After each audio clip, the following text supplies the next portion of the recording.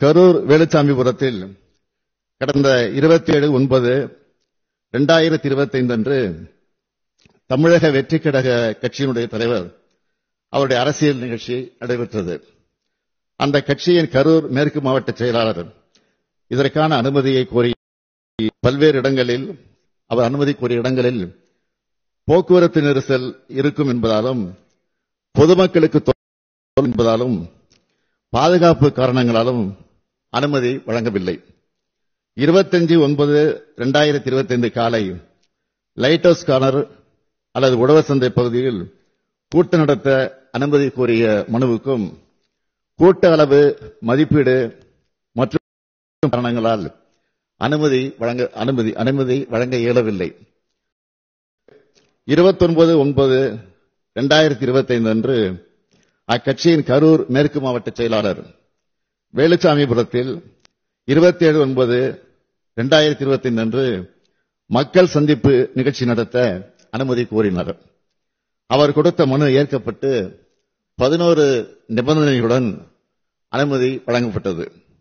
கரூர் நிகழ்ச்சிக்கு தமிழ்நாடு அரசின் காவல்துறையினர் சார்பாக கரூர் மாவட்ட காவல் கண்காணிப்பாளர் தலைமையில் பாதுகாப்பு ஏற்பாடுகள் செய்யப்பட்டிருந்தன.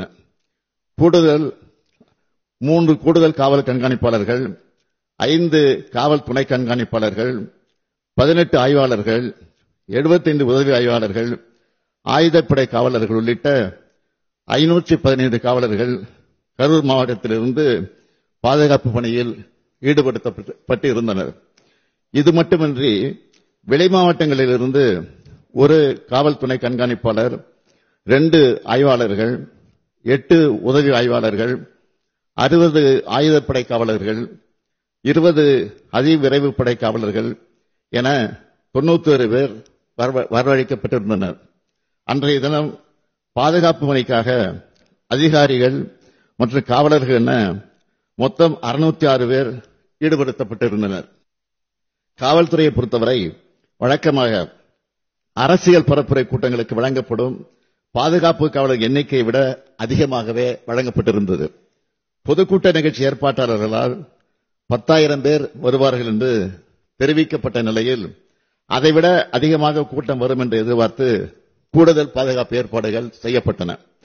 கூட்டம் நடத்த அனுமதி கோரி கொடுத்த கடிதத்தில் மாலை 3 மணி முதல் இரவு 10 மணி வரை என்று குறிப்பிட்டிருந்தார்கள்.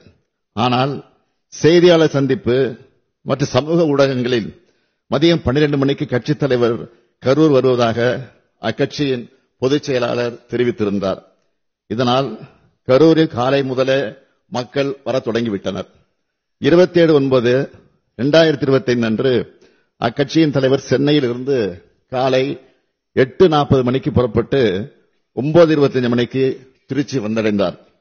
அதன் பின்னர் நாமக்கல் நிகழ்ச்சியில் கலந்து கொண்ட பிறகு கரூருக்கு இரவு 7 மணிக்கு வந்துள்ளார்.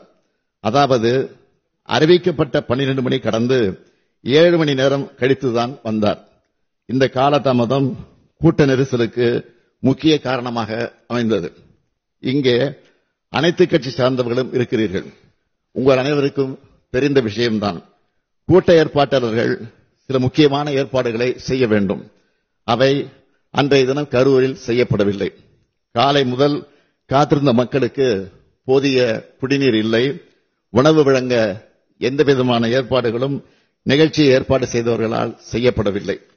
இயற்கை பாதைகளை கழிக்க பெண்களால் வெளியில் செல்ல முடியவில்லை.